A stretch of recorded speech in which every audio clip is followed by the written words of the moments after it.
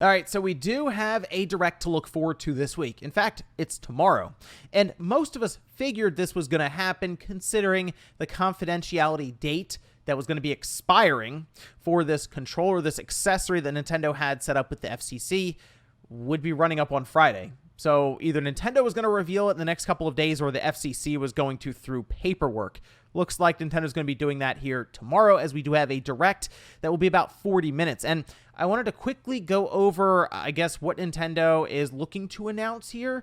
And I think the big announcement overall that they pretty much have to make. Guys, if you enjoy these videos, make sure that like button helps out a ton. And if you're new here to the Spawn Wave Plus channel, make sure you subscribe down below. And tomorrow in Newswave, I'll be going more in depth with this and what we can expect overall from Nintendo here with this direct. So first, let's go over here. This is the page that Nintendo has set up on YouTube where you can go and you can set a reminder. And it appears that there's already like 1,300, almost 1,400 people waiting, even though it will not be happening until tomorrow evening, for me anyway, 6 p.m.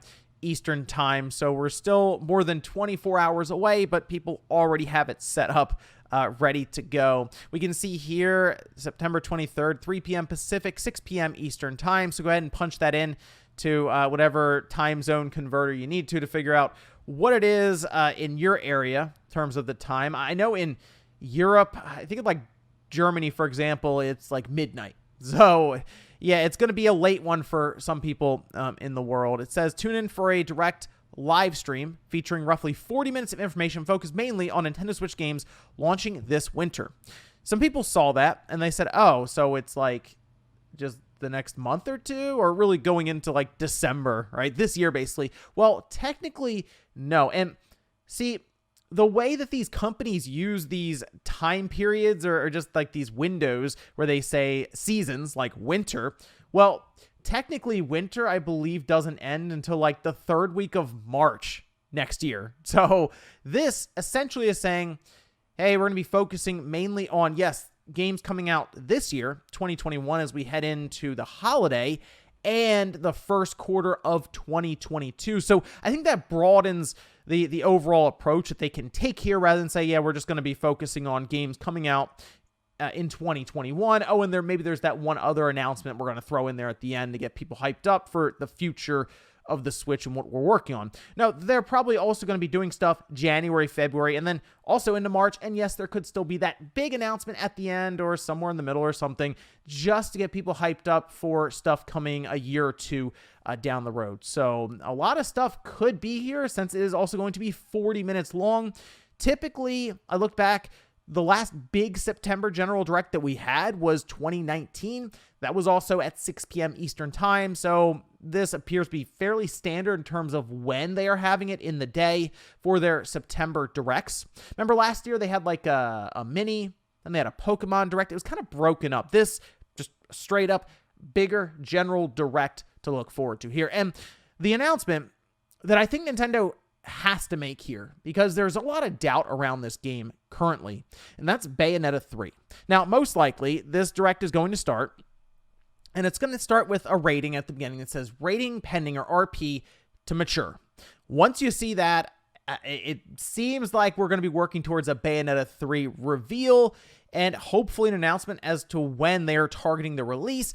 I kind of believe that we are to the point now where they have to show up with a release date. I don't think you can show Bayonetta 3 again and then just say, oh, it's coming 2022. Like, it's been a long time. This is something that was announced in the first year that the Switch came out. Remember, it was at the Game Awards that year. So it's been so long. And I mean, I know Platinum did Astral Chain, but it feels like they're not exactly rolling along smoothly with development now. I mean, we saw Babylon's Fall.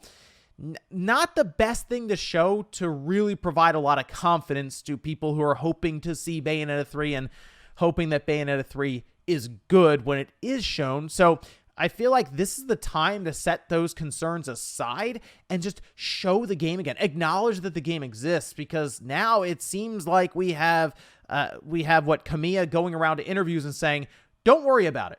Don't even think about the game. You'll see it eventually, and there's nothing wrong with it, but don't think about it. So I do believe Bayonetta 3 will be here, because if it's not, I think it's time to admit that there's something wrong with the game, whether the development was really sporadic, or there were issues because of COVID, or the game just wasn't working out as they wanted to. Maybe they had a bigger concept in mind and it fell apart as they were trying to work it out. So this is the time to show it. Most likely it's not coming out until mid to late next year is what I'm going to assume, which would be like a 5-year window from when they first announced it to when it's coming out. So yeah, even Nintendo participates in the whole thing of let's show a game way too early, because Bayonetta 3 was certainly shown way too early. But let me know what you guys think about this with the Direct tomorrow evening for me, like I said, Eastern time, where we're gonna have 40 minutes of information focused on Nintendo Switch games